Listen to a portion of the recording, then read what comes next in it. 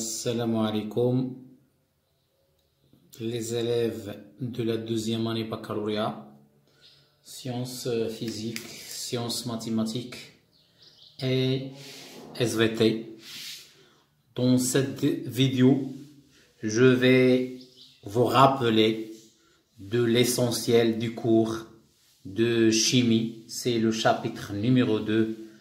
Suivi temporel d'une réaction chimique, vitesse volumique de la réaction. Donc, je vais commencer avec la définition de c'est quoi le suivi temporel d'une réaction. Donc, le suivi temporel d'une réaction, bien sûr, c'est la détermination de l'avancement X à chaque instant de la transformation chimique. Donc, pour déterminer l'avancement X à chaque instant donné, donc il faut suivre bien sûr des méthodes. Ces méthodes sont soit des méthodes chimiques ou bien des méthodes physiques.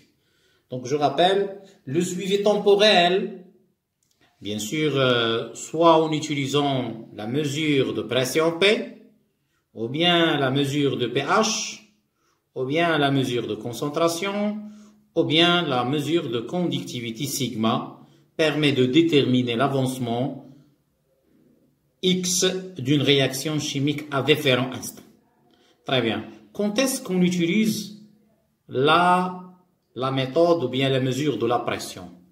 Donc, on utilise la mesure de la pression lorsqu'on a dans les produits dégagement d'un gaz. Par exemple, CO2 ou bien H2, etc., etc. Quand est-ce qu'on utilise la méthode avec la mesure de pH? Donc, on utilise cette méthode lorsqu'on a, bien sûr, la présence des ions H3 au plus.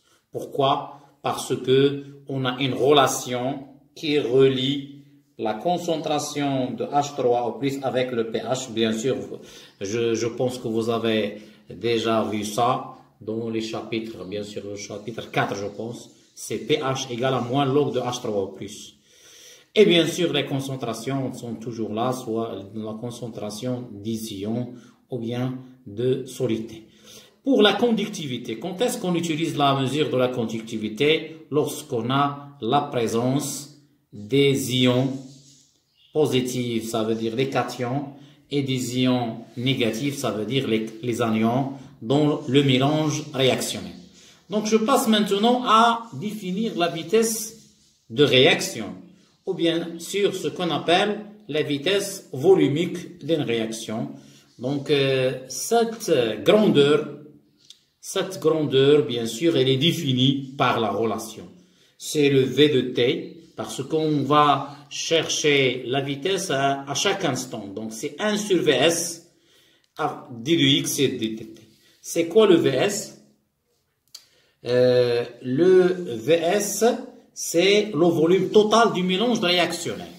Donc, c'est le volume total du mélange réactionnel. Et c'est quoi le dx et dt? C'est bien sûr la pente de la tangente à la courbe x de t à l'instant t. Donc, et bien sûr, je vais vous citer un exemple pour bien comprendre. Très bien. Donc, pour l'unité, donc, dans le système international des unités, la vitesse s'exprime en mol mètre-3 seconde -1. Mais dans les exercices, on vous demande de donner cette vitesse volumique en mol, elle est toujours présente, la mol. Et dans la place de mètre-3, on trouve litre-1. Et bien sûr, dans le seconde -1, ça peut être le minute -1. Donc, je vais traiter l'exemple de calcul de la vitesse d'une réaction. Donc, la courbe ci-contre, voilà cette courbe. Donc, cette courbe, elle représente X en millimol en fonction du temps en minutes.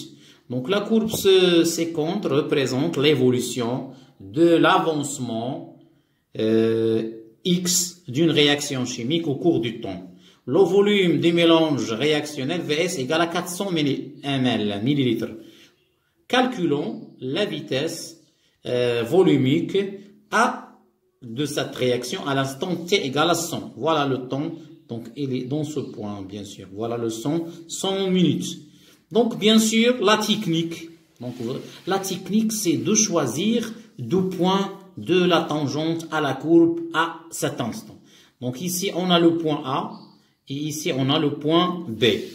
Pourquoi les deux points? Parce que on va calculer la pente de la tangente. La tangente, bien sûr, c'est une droite. Donc, ici, on va calculer premièrement le dx sur dt. Donc, le dx sur d de t. C'est quoi le dx sur d de t dans ce cas? Le dx sur d de t, bien sûr, c'est xb moins xa sur tb moins ta.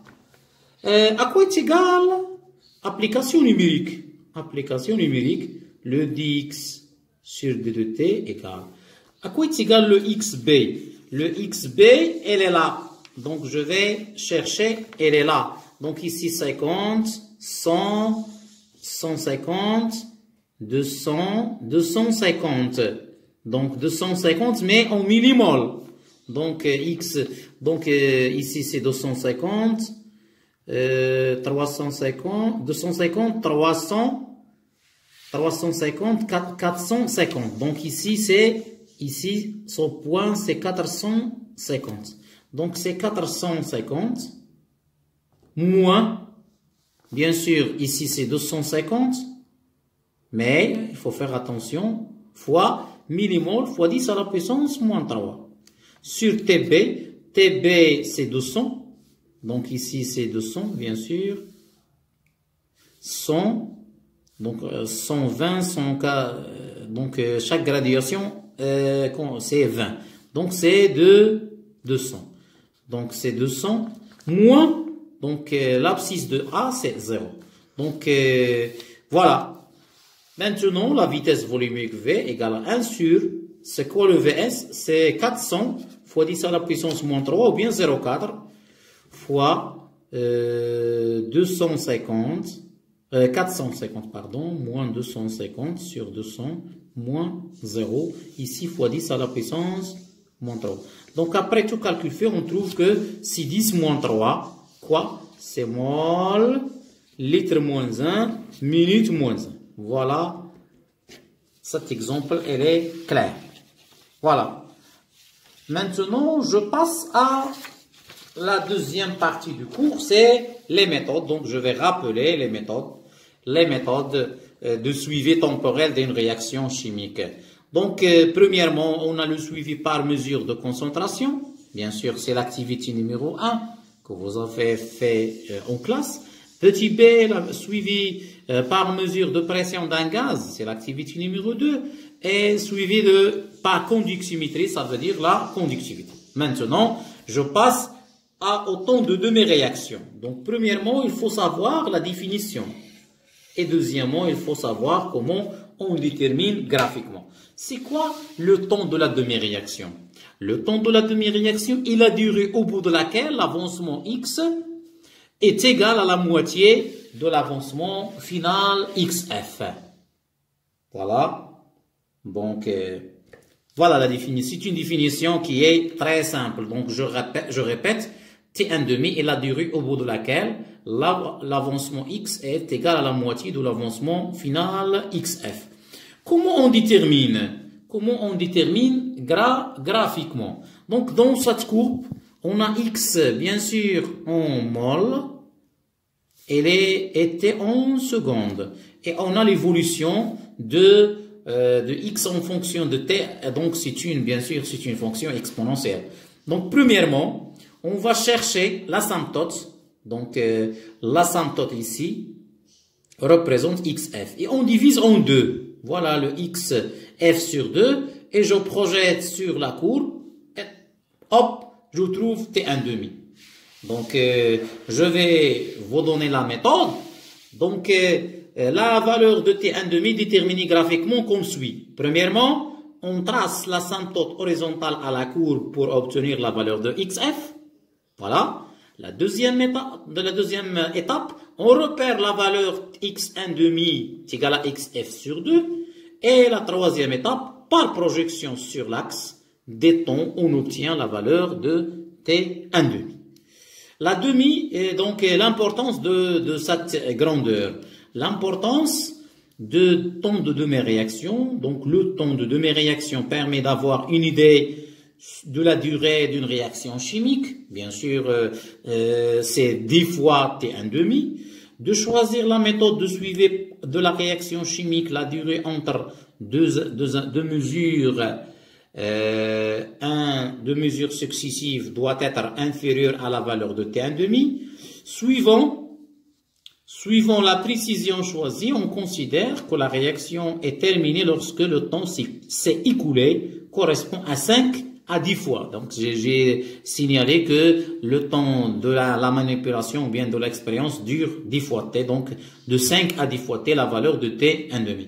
Attention, à cause de son nom, il est fréquent de penser que la durée de la réaction correspond au double du temps de demi-réaction, mais ce n'est pas vrai, car la vitesse d'une réaction chimique n'est pas constante, mais diminue généralement lorsque la concentration des réactifs diminue. Donc faites attention ici. Donc je signale ici que la vitesse est maximale à t égale à 0. Donc la vitesse est maximale à t égale à 0. Remarque, le temps de la demi-réaction diminue si on augmente la vitesse de réaction par l'un des moyens cinétiques sans changer bien sûr l'état final. Et je rappelle ici pour les facteurs cinétiques, on a bien sûr soit on fait l'élévation de la température ou bien bien sûr on change la concentration des réactifs, la concentration initiale des réactifs, bien sûr. Donc, ce qu'on appelle le facteur cinétique. Donc, les facteurs cinétiques sont très importants. Il faut bien sûr savoir que la température est la concentration parmi les facteurs cinétiques les plus utilisés. Donc, je pense que je vais arrêter là. Bien sûr, j'ai donné une idée générale sur comment on calcule la vitesse volumique de la réaction et les méthodes de suivi temporel d'une transformation. C'est la mesure de pression, le pH de la solution et la conductivité et j'ai donné la définition du temps de demi-réaction T1,5 et comment on détermine et l'importance de cette grandeur, bien sûr, qu'on utilise en chimie. Donc, je vous remercie et à la prochaine vidéo, Inch'Allah.